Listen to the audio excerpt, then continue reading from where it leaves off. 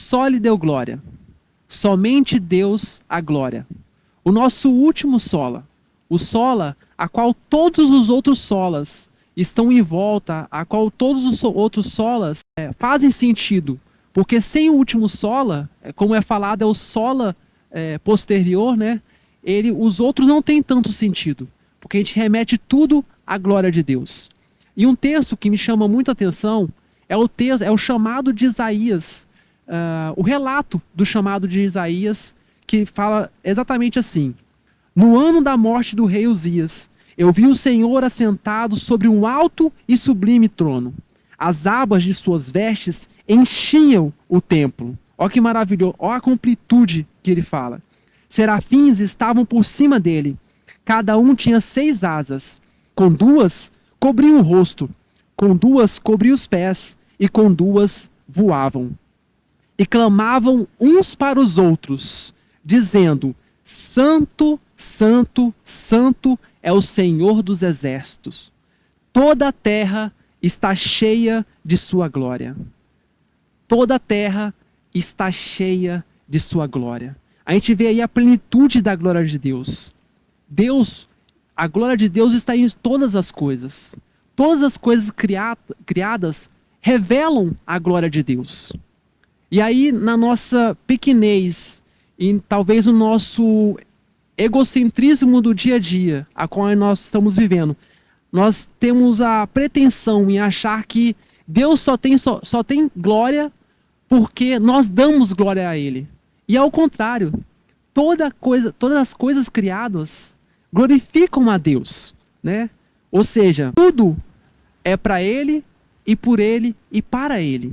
Toda a terra está cheia de sua glória. Nós temos aí a plenitude da glória de Deus.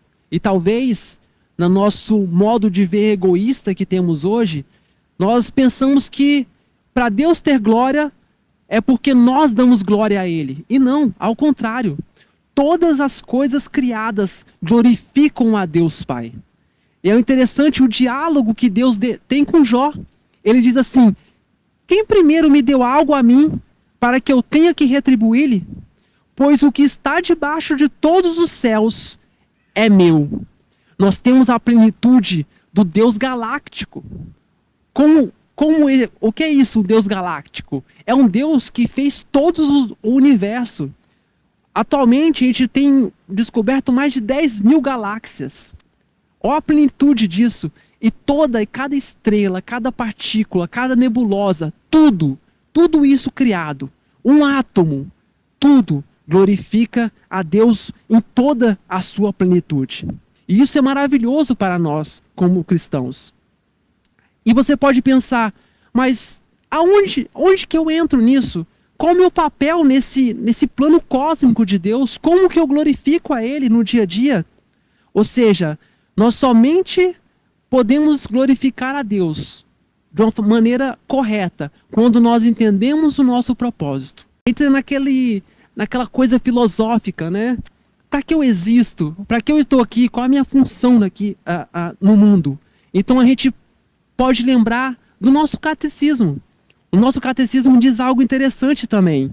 O fim supremo e principal do homem é glorificar a Deus e gozá-lo para sempre. Olha que maravilhoso! É nisso que devemos nos apegar. Glorificar a Deus, viver para Ele, por Ele, né? Eternamente. A partir do momento que você desfruta de Deus em sua plenitude, glorificando a Ele em todos os aspectos da sua vida, você se torna plenamente satisfeito nele. E nada mais importa. É plenamente satisfeito mesmo. Ao glorificar a Deus, há uma retribuição divina na nossa alma. Há uma paz que excede todo entendimento em todas as áreas da nossa vida. Em sua carta aos Filipenses, o apóstolo Paulo mostra o maior exemplo, o do nosso Mestre Supremo Jesus Cristo. A forma a qual nós devemos glorificar a Deus. Ele diz assim: tenham entre vocês o mesmo modo de pensar de Cristo Jesus, que mesmo existindo em forma de Deus, não considerou que ser igual a Deus era algo que deveria ser retido a qualquer custo. Pelo contrário, Ele se esvaziou e assumiu a forma de servo, tornando-se semelhante aos seres humanos. E só até aí nós podemos parar. Poderíamos parar. Porque o Deus Todo-Poderoso, o Criador de todas as coisas, o Deus Supremo, o Galáctico, ele se faz homem e habita entre nós. Olha o nível de glorificação. Mas tem mais. Ele diz aqui: e assumindo a forma de servo, tornou-se semelhante aos seres humanos. E reconhecido na figura humana, ele se humilhou, tornando-se obediente até a morte, e morte de cruz. Por isso também, Deus o exaltou sobremaneira.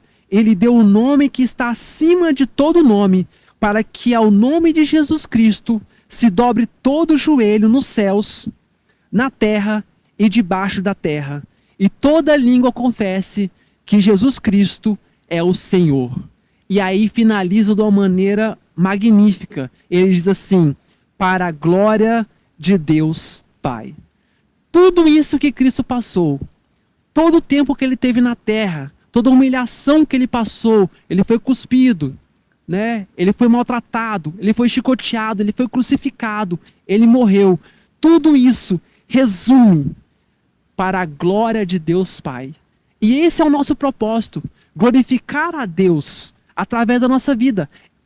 Esse é o exemplo supremo. A palavra de Deus diz para cada um de nós entregar o nosso corpo como sacrifício vivo, santo e agradável a Deus. E eu e você estamos diante desse Deus glorioso, a qual ele não deve, essa glória, ele não divide essa glória com ninguém. Ele não divide essa glória comigo, com um pastor, com um presbítero, não. Não há divisão dessa glória. Ou seja, estamos diante desse Deus todo glorioso, maravilhoso. Esse Deus a qual não divide a glória dele com ninguém. Não divide comigo, com você, com um pastor, com um presbítero, não. Ele não divide essa glória. E diante desse Deus todo-poderoso, a qual não divide a glória dele com ninguém, qual tem sido a nossa atitude? A minha e a sua. No nosso dia a dia corrido, a qual a gente pensa que tudo que a gente faz é para nós mesmos. Eu trabalho para conseguir um dinheiro, para ter uma boa vida. Eu estudo para ter um bom emprego. Tudo nós voltamos para nós mesmos. E o que a gente pode fazer? Na nossa vida corrida, egoísta, focada em nós mesmos, nós podemos fazer como Isaías fez.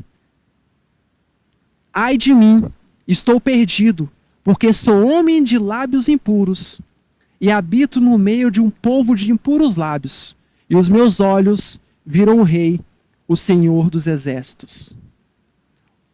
O primeiro passo que devemos fazer é nos arrependermos, porque estamos diante desse Deus. E como diz Jonathan Edwards em uma das suas ministrações, que, além de tudo, o nosso viver corrido e do dia a dia, nós usamos a terra como um palco para executar os mais sórdidos pecados, maledicências contra o nosso Deus, esse Deus santo e justo. Ou seja, após nos arrependermos, nós possamos viver a nossa vida, o nosso dia a dia, para glorificar a Deus. Coisa simples mesmo, do nosso levantar até o nosso deitar, até na hora de beber um suco, ou no seu trabalho, ou seja, no seu dia a dia, glorificar a Deus a todo momento. Como falei do exemplo maior, é entregar a nossa vida por completo, em sacrifício vivo, para glorificar a Deus. No nosso tempo diário, com a nossa família, na igreja, tudo façamos para a glória de Deus.